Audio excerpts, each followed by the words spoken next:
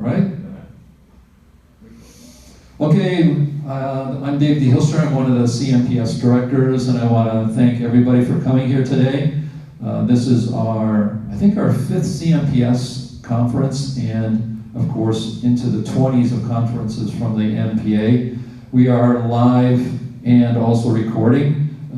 Today we're going to be going live on Facebook instead of YouTube, and we will have all these recordings in high definition available after the conference on our YouTube channel. But if you want to see it, you can always go back, anybody here as well, or if you have friends, let them know. Come to Facebook, hit the like button, so when you hit the like button on our Facebook page, you'll be alerted to when these go live.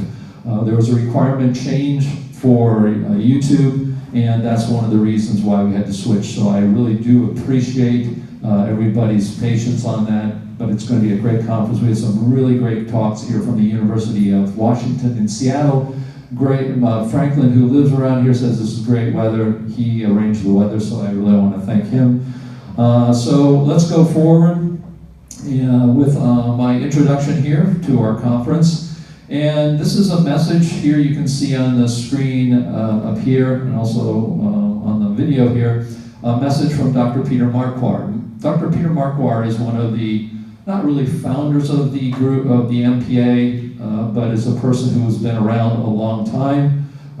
As you know, the MPA was founded around 1993. 92, 93. They did most of their conferences in the United States. They did some in actually St. Petersburg. They communicated at that time with newsletters, typewriter newsletters, and telephone. And John Chappell did that. And they did a lot of their conferences at the University of Connecticut, where we came live from the university last year. And that was one of the reasons. But Peter Marquardt has been around quite a while.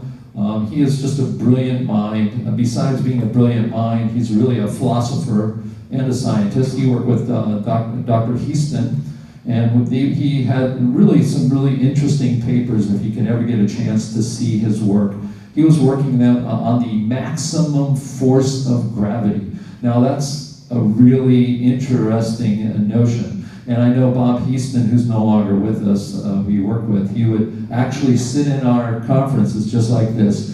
That was before we could produce proceedings. Now we can do that quickly today. And he would literally, while you were talking, mark up your paper like crazy and give feedback. And I certainly do miss that, because he was really an amazing person. But he was also a fun-loving person. His presentations were full of drawings, not graphics.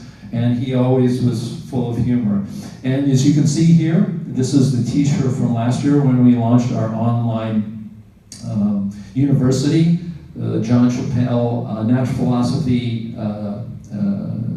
University online, and I sent him a t-shirt, a care package with a t-shirt, one of the credentials we had, and a proceeding. So he, I told him I'm going to send him a package, but each time he's got to take a picture of somewhere impressive in Germany, where he's from. So this is a message he sent to me right before the conference. I think it was just last week. You probably already read it. It says, thanks, dear David, thanks for the CMPS Live video conference invitation. He's probably lost. He's not a big computer person. I hope, Peter, you see this on Facebook and get all those messages. Probably not. I hope your old computer my old computer allows me to have a casual glimpse. I take the liberty of sending you a greeting address, and I have it here with me. Take it as my special thanks to you for doing another great job, and as a friendly hello to the community of upstream swimmers. Obviously referring to dissident work going against mainstream. I'll be sure to wear my CNPS t-shirt during the days of the meeting. And of course you can see him in front of some of Cathedral there. So please include your dad as my best wishes. I always get second in line. Okay. He said he always gets second line. No, that's not always true, but that's... So I'd like to read you, it's very short. Again, he's a philosopher. I think it's a really great way to start out because, this group has a big history. It says, dear fellow upstream swimmers, browsing through my old scribbles from former meetings, I came across names of participants who are no longer with us. a nostalgic and saddening experience. We owe much to them. They still talk to us by means of their books. With pleasure, I am reading Arp and Mitchell on astronomy. Their messages are scientific, demystifying, and entertaining. Apart from solid science, humor and satire make an effective remedy against dogma. We cannot raise our voices against the farce played by the establishment without irony. Please remember, dogma lures everywhere. It's a matter of science against dogma, not so much of them against us. My favorite quote from my favorite satirical cartoonist, Walt Kelly, who feathered the world of the Okefenokee swamp with all the strange critters, makes a superb motto, and this is the motto. We have met the enemy, and he is us. Enjoy a vivid and rewarding conference. Peter Marquardt from Cologne, Germany. It says, P.S. October 14th, 2019 marks the 150th birthday of George Senyak. For good reasons, a special award, well known to us, was named after him. And that's the greeting from Peter Marquardt to everybody. I think it's very special him to send that. And also he had mentioned this, the Senyak Award. We give a Lifetime Achievement Award now, which we will be giving out. But that was what we had before, is the Senyak Award, which was, of course, the light going in a circle, and of course relativity goes nuts on that one. So it was something that we thought was very appropriate, and that's what his reference was to. So let's go forward now through the slides. CNPS and the MPA roots, we need to continue to listen to our founders. Very important, because we often don't know where sometimes this organization is, or have doubts about the new directions, and we want to stay true to the vision of the MPA founders, seek their opinion on our new directions, and that's very important. We have people like Ron Hatch, Peter Marquardt, Cynthia Whitney. These people have been around for decades. I've known them. I'm almost 60. I started coming to the first MPA meetings when I was 36. Seek their opinion on our new, I probably said that already. Respect those who spent decades doing what we are doing today. And you can see from them that they pay attention to what we're doing, they watch what we're doing, and we should never forget these roots. And the good news is, especially from those three people, Peter Marquardt, Cynthia Whitney, and Ron Hatch, who's they're in their 80s, they are liking very much the new direction, so that's very encouraging to us. What is the CMPS today? Well, it's a place for dissidents to gather, network, and produce. That's what it's always been. It allows for dissident voices in science to be heard. How many of us have tried to publish in mainstream science? It's not going to happen. I mean, the stuff that's going on here to me is incredible. This room today is full of, I don't know, Cameron's also going to be here. He's not here, but he walked in, don't know where he is. But I will tell you, in my opinion, the quality of papers and the presentations and the mindsets that I have seen from 1996 until now, we're just as strong as ever. And I want to really thank every one of you here today producing and doing your papers, because this is what they see, and I'm sure even the ones who are not here, if they're looking down from somewhere, are very proud of the quality of what's going on here. And I just want to thank everybody for that. What should the CMPS do? Well, I think we need to start a new direction a little bit. We have done things, I'm going to be talking about that. But I think we need to start giving guidance for new theories and models. I'm going to tell you what these ideas are. This isn't to tell you what to do, but what things we need to look at. Guidance for papers. Right now, because we went through a transition in 2013, 2014, 2015, from the NPA to this organization, and we are also in a transition mood in this organization.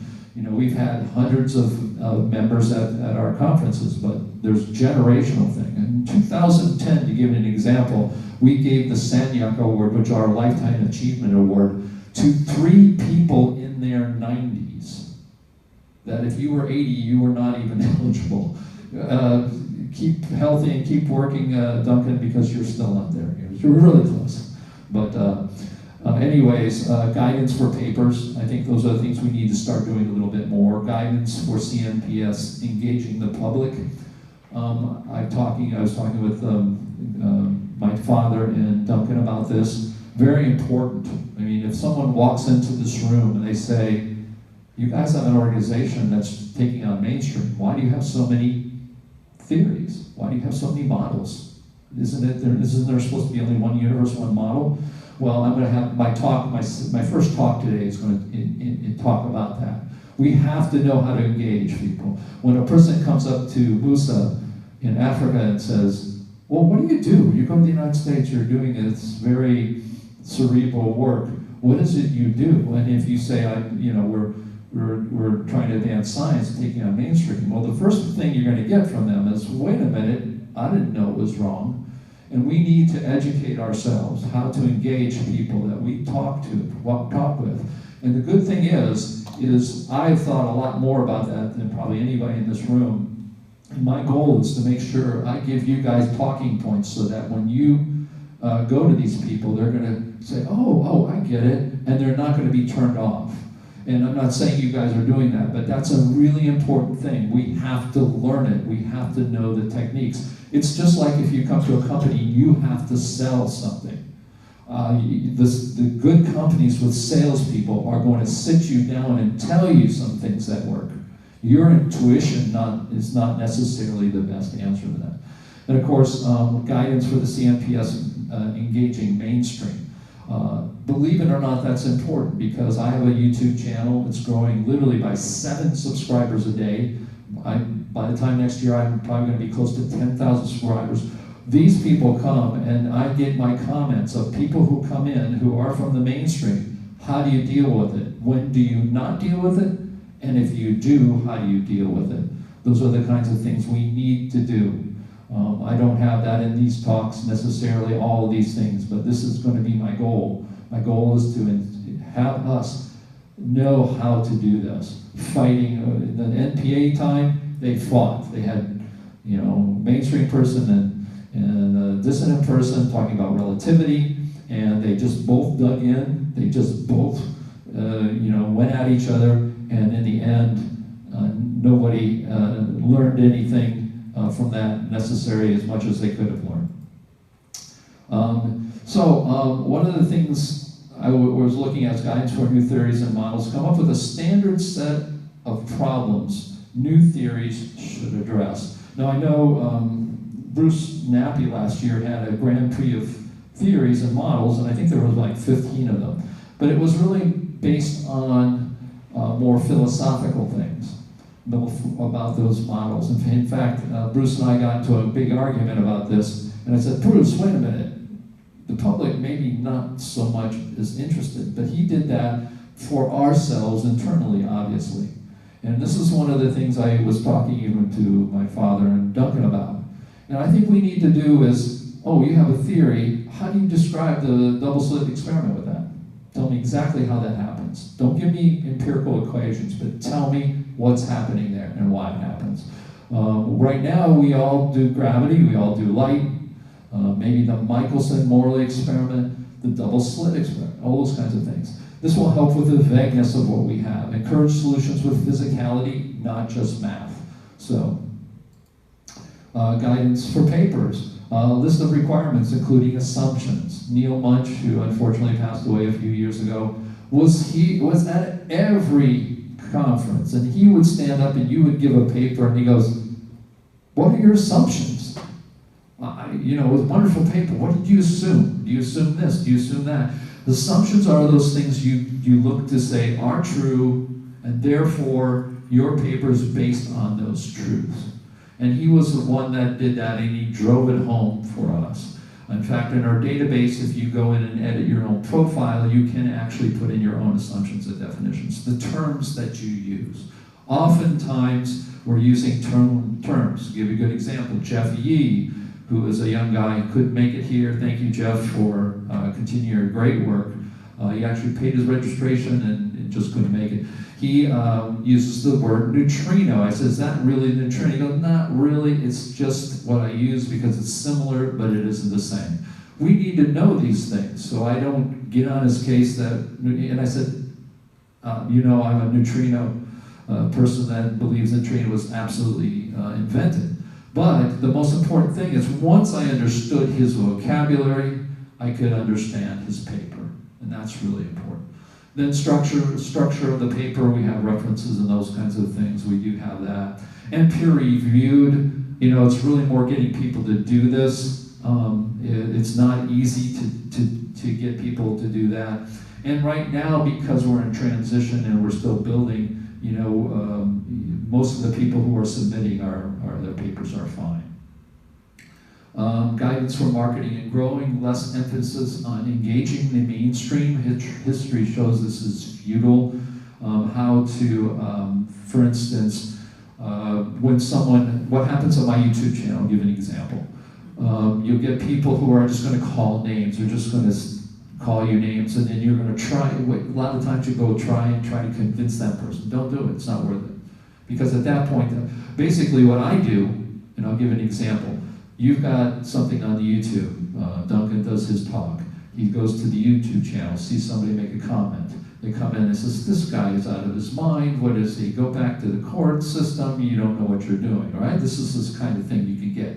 What do? There's two things you can do. What I do is I'll delete it because I have my own YouTube channel where I have some of my YouTubes have 350 comments.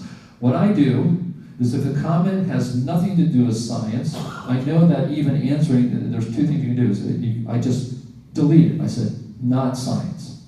And I put that down. I tell people, if you're not discussing the science, if you're not going to argue what is in Duncan's talk, it's not worth leaving there. Because what you need there is science. If they're going to come after your ether theory, that's okay. That's what you want. You want engagement. The second thing you can do is what I do. If I find a person, and this is the same thing that happens.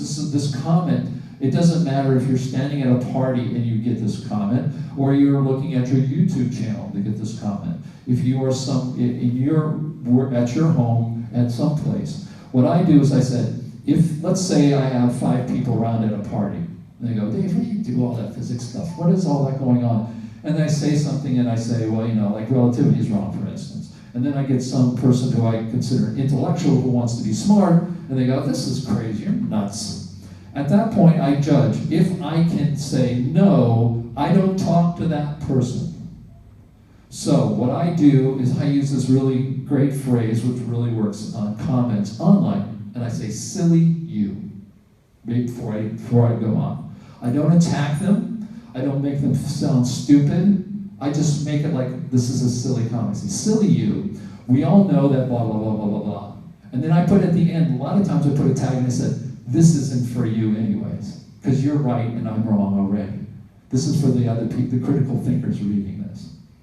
Now these are the things that you learn when you engage all the time, like I have to, all the time with the videos. I've got one video, I got one video that's got 11,000 views in 2 years, and that video has 5 to 3 ratio of likes to dislikes. And that's where you get to really find out what's going on. Okay, the second thing is how to engage the new public. And in the new online world, we are working much more on this and making great progress. We really are. Now, I'm going to show you some of that progress. And again, to get this room with more people in it, we know the people that are writing the papers, those people are with time moving on, and we get people coming in. But if you think about it, that's going to pretty much just rotate. We're going to have anywhere right now, our membership, active membership is about 350 people. A lot of them can't come here because of the money situation, that kind of thing. But we need to have audience coming. And that audience is, we're making really great progress with that. And the Sciencewalk is our theme this year. It's a great website, and I'll talk about that a little bit more. But I want to show you how this, oftentimes when we have a conference like this, and it doesn't have 100 people right now, what's happening? Are we making progress? And the answer is yes, and I want to show you how this is happening. In 2017, we started our YouTube channels. Now, why does that matter? Well, YouTube came along, well, I'm going to talk about that. I'm going to talk about my second half. But this is what we had. And when I started out, I had 47 people. Those were friends and family in 2017. Then I said, hey, Dad, why don't you start a channel?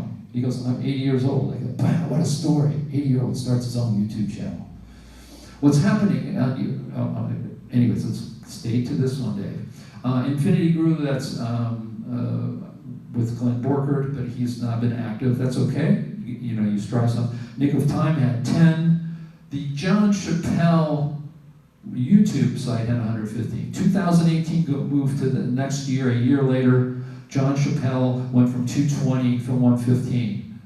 There are two reasons. We put our talks on our Saturday morning chats, but a lot of it had to do with me being a spokesperson and getting them to the channel. And that is true. I went up to 625. Particle Guru went from 8 to 128. Nick went to 78. Nick's is much more intense technically, so it's a smaller audience. And then the energy wave theory I helped with Jeff Yee, and he started out there. Now you go to Forward Today, and actually these are just literally a week ago, but I know John Chappell has 415 right now. And the reason we're not YouTube Live, because that number has to be 1,000 now for us to do that. Now, I'll talk about this later. Dissonant Science, I started making much more structured, scripted, edited videos with video. So I do a script, then I read the script, then I put graphics on top of that, edit it, and put it out there. And that changed me from getting 1 to 2 subscribers a day to right now I haven't put a video out for a month and I'm getting 7 subscribers a day. These are audience members who are interested. They're interested in participating and watching this online. I know at least 20 of them interested in watching this live online. Particle Guru's now up to 202. Nick of Time has put something out for a while, is up to 142. Jeff Yee is producing really great videos, and now is up to 403. I'm sure it's even higher than that. The Electric Universe, who's been doing this for 10 years, now has 150,000 subscribers. When they put out a video, it gets tens of thousands of views in a very short amount of time. And that, believe it or not, if you monetize that, that can bring, the monetization estimate for that channel is $28,000 a year they're making. Goes into their pocket. The top YouTube person, who my daughter watches, is made in 2017 or 18, $12 million. All he does is sit in front of his computer and play video games, and people subscribe to it. Okay, I want to show you how and how to what level this new place in this, that this isn't just guessing. Okay, here is something from a little while back. You can see this is from a website called Social Blade. It tells me exactly each day. This is the 6th of June all the way through the 23rd. 6 drivers, 6, 1, 2, 13, 11, 3, 9, 7. The average at the bottom and daily is 7. In 30 days, I get 200 subscribers. I get almost 300 views a day of all my videos where I'm talking about you guys and your work. And let's see, keep going here. This is future because these things are technical. You got to know where we're going to be. Where am I going to be in 2 months? I'm going to have 2,100. Where am I going to be in 12 months? I'm going to have almost 8,000 subscribers. By that time, I'll be having, thousands of views. By the time we get to 2 years, it says 23. I think it's going to be actually higher. And you can see the number of views of my videos is going to hit 1 million people will have seen my stuff in 1 year and 8 months. That's a prediction. What this does is a personality like myself who can represent, who is a humble person, who's not out there for fame. Believe me, it's like, that's not the way to do fame, not this way, is going to be a spokesperson, and this is what happens in YouTube. The more videos you have, the more video views you have, the more people who like your videos, it becomes not exponential, but it is not a linear curve. And this has happened to, like I said, the Thunderbolts, and heck, they passed 100,000, they're at 150. They have 30 million views of their video. Now, these are the things that people around the world are going to see, and we have to address them. So, Hey, yeah. people around the world, as a comment, my viewers, of the viewers I have, 88% are from the United States. The rest of them, 20% are from Germany. Oh, because the Germans were watching you then. Yeah, you can see exactly where they're from. So you're not only getting visibility locally, but you're getting it worldwide. Oh, no, absolutely, absolutely. And that's why it's very important. Unfortunately, we want to go to YouTube, but we need to get more people on our channel. Here's an interesting thing. What videos do I make that people watch a lot? And it's really funny because until about 2 months ago, and I had no idea, I made one video very positive about the electric universe. I'm saying, look, you do not have to agree with what they're saying, but they're organized, they are going against mainstream, they're putting millions of dollars into this Sapphire project. They are critical thinkers, whether you agree with them or not. And they are doing great videos, they're attracting people. It's a little bit more new age stuff, yes, but you have to applaud them. And for some reason, a couple of months ago, the one I did on the electric universe is bringing me a bunch of people. It's quite amazing how many views of that video. It used to be special relativity, why special relativity is wrong. I have another one, the impossible photon.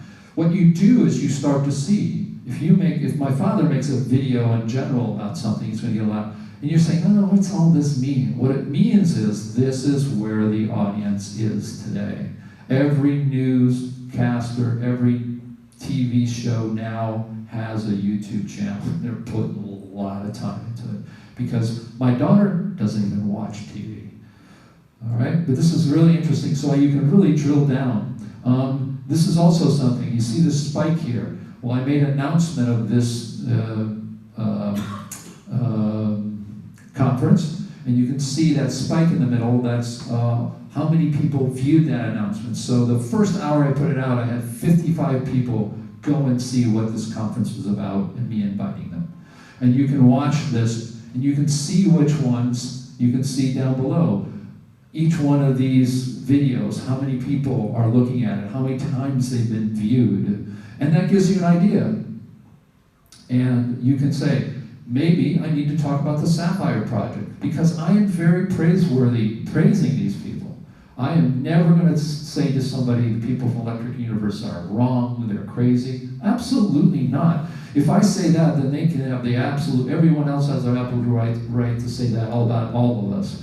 So that is the way they think the world works, and that is absolutely great. And that's one of the things my subscribers ask. Dave, tell me about the Sapphire Project, because I've sort of explained things to people.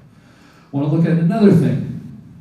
These are things I learn with time. I spend my time on this because these are the things that's going to make this group grow. When we have 100,000 subscribers on our YouTube channel, when we have our audience, we're going to have people coming in to be here to listen to what you guys are saying. Here's an interesting one. Scripted, edited videos with graphics that I told you. You guys remember when the information came out on the image of the black hole, correct? Well, I had a lot of people, 1,000 subscribers, waiting for me to give my opinion. And I didn't want to just get out. Before this, I said, we'll try YouTube channels, if it's going to work for CNPS or not. I get in front and start talking. And people started subscribing. I said, well, people are hungry for people, dissonant voices who aren't yelling at them and just saying everything's wrong, but have some people who have some answers. So I tried that, and each time, then I got lighting. It was like my lighting was sucky. Then people were coming to my channel, Dave, I love your channel, but your microphone sucks. I bought a microphone. I bought a microphone for my dad. I have lighting now. I have a green screen. These things used to be very expensive. Well, what happened was, recently, is when I did that video, which took me 3 weeks time, scripted the entire thing, instead of going me like I'm talking now, and I can do that for a while, they go, wow, get to the point, make a very good logical statement, put some interesting graphics along the way, and lo and behold, this happens. What you see here, this is this line here, is my regular videos. This is over I believe the lifetime, well, it's a lifetime of this particular video. This is my average number of views before I started doing scripted videos. That's amazing. Even more amazing is this. This is an average video of mine. So people come in, and in the first minute, I've already lost 50% of them. They already left. And then I go down, and by the time, the only people who've gone through is maybe 20% of the people for this regular video, which is me just talking like I am now, they stayed to the end. Now look at a video where it's almost like a documentary or a report by a journalist who thinks about it and scripts it, puts great graphics. Look what happens. Goes down to 50 and stays at 50 the whole length.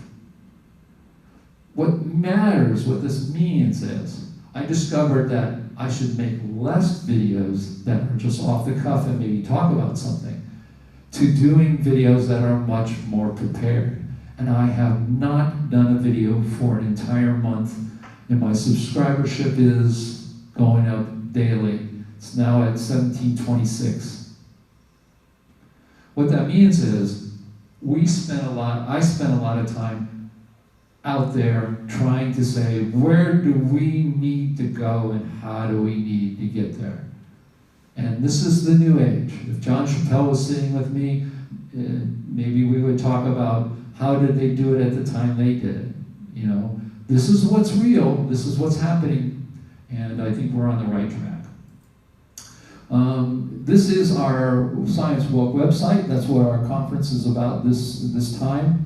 I spent months writing a lot of articles, what I call big idea articles. And then we have a view count on them. So you can go to our website, each of the articles has a view count. And I have a web page called The Most Popular.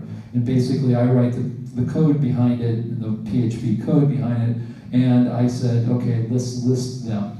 The number one, which I'll be talking about, I believe I talk about this on Friday, Science Evangelists, YouTube and the Woke Movement. The next one is Age of the Ocean Floors by Eugene Ellis. The next one is Model Revolution is Here and Why, which was my next talk. Next one is Become Science Woke. There's the Critical Thought and Black Hole image. It has almost 100 views. Again, this is not out there and we're not advertising yet. I have a way to turn the spigot on. I'm not going to talk about that today, but we have a way to get a lot of people to this. But we want to keep calm. You don't want to go too fast. Here's another amazing progress outside the mainstream, which talks about all of our theories. The Impossible Photon, which is one of my YouTube channels. The Problem with the Big Bang Theory by George Coyne.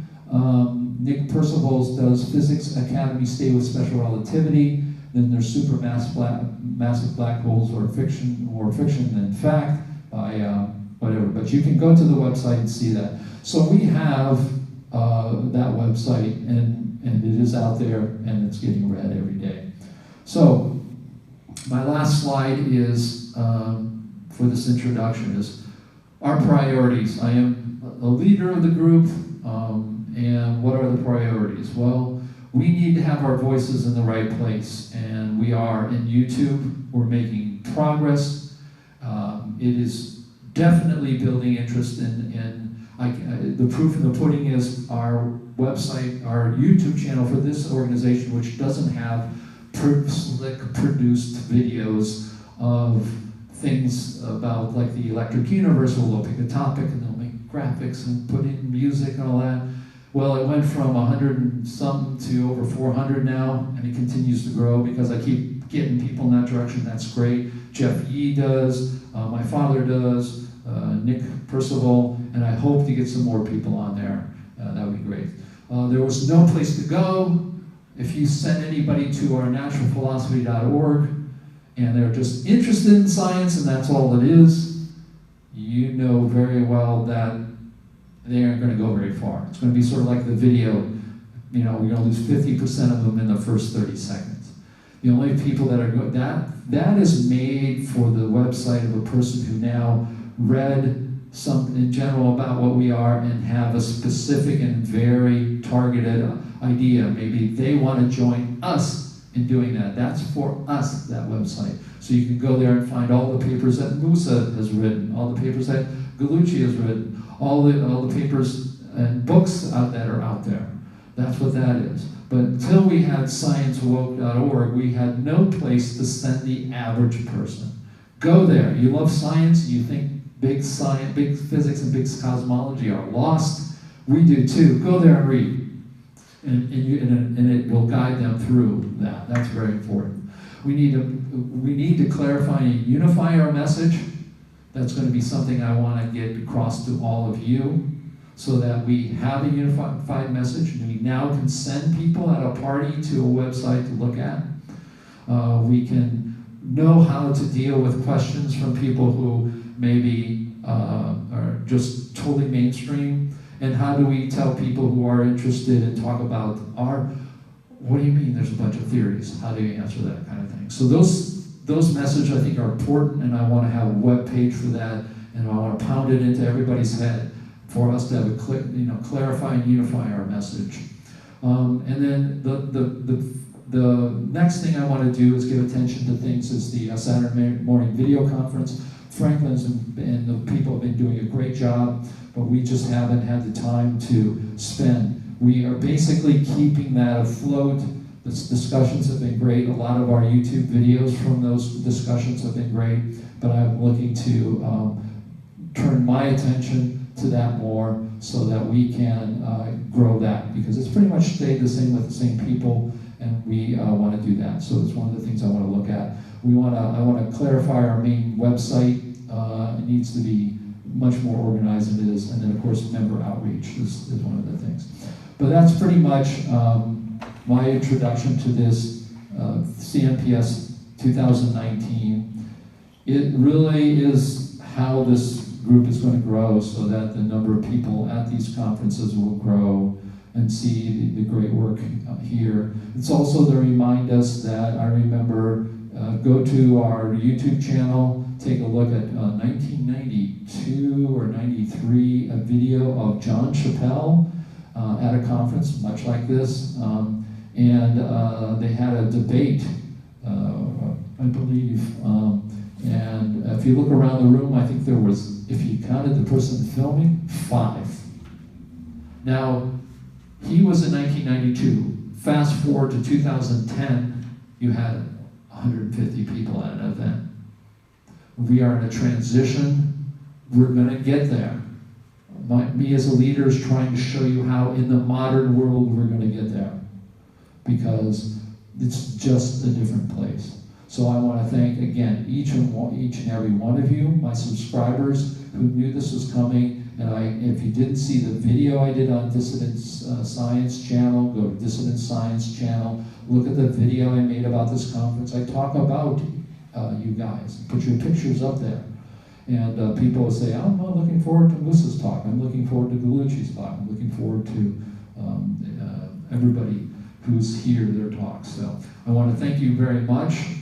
And I don't know if there's any questions you have about the group or comments. We'll appreciate that. Make sure we can switch to the audience on the live so we can see everybody there. Okay, Ray, you have a question? Do we have them on, can we see Ray? Test, you hear me? Yeah. It's working, okay. I just want to thank Dave, yourself, for all the work you've been doing to keep this alive over the years. I first went to a Natural Philosophy Association conference in 2011, and I had just started getting interested in dissident physics. And I remember sitting, I didn't have any papers at that one, but I went there. It was at the University of Maryland, which was near where I live.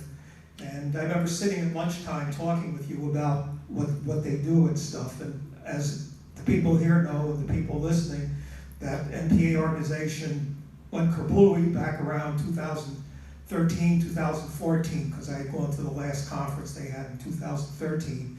And even before that happened, you were carrying a heavy load for the NPA at the meetings I went to, and probably before that, which I wasn't part of. So I just think that the members should just give you a nice thanks for all the hard work you've done to keep this going. We're now into our 5th conference, and I'm sure there's going to be a lot more. Okay. Oh, thank you very much. My dad clapped for me, but thank you. No, I do appreciate it, and I think one of the things that makes me successful in life with a lot of different things is I listen. I think it's my empathy. I think to myself, what's going on? If I hear a problem that someone thinks about this group, what is really going on? How can I explain that? And the good thing is I'm a scientist and I'm an artist, and I think that also helps because the artist side of me gets outraged. Artists their goal in life is to show what you don't want to see. Yeah, you can do art, but today's artists, it's like good journalists should show you things that hurt, should show you things that are wrong. And I just can't sit back and see that happen. So I often wonder why. I'm not sure. I guess it's just because I can do it. I don't know. I mean, people have asked me myself, what is my motivation? What do I get out of it? I'm not sure. I'm not sure. But I think part of it is just hanging out with the best minds in the world. I think that's part of it, if I really think about it. I mean, until I wrote that one article that I said, wow, there's a lot of weird ideas and it's different. But then when I started really looking back on the decades of work and what people were talking about, how they were talking about, seeing the progress, I just think to myself, I can do it, and I probably couldn't live with myself knowing that I can do these things and go in these directions, and hopefully someday sit in the back, be 90 years old, and telling everybody their models are wrong, they all suck, but we've got 1,000 people coming to our conferences. That would be wonderful. I think I do get a kick out of seeing that happen. And I think I don't worry so much about the numbers because I see the history. I saw when John Chappell had 6 people in a room, and we got to 2,000, to 150. We'll get there. And I talk with so many people, and I do see that those directions seem to be appreciated. And I think we are going in the right direction. And believe it or not, I did take time with this YouTube stuff to talk with people in our group who are good at marketing in today's world. No offense, I'm not going to ask my dad about should we use the word criticalthinking.info versus sciencewalk.org? What are the implications of that? But those are the things I have that at my calling, and it's been very enthusiastic, so I really do appreciate it. Any other questions or comments before we close this session down? No? All right, hit record. Thank you so much.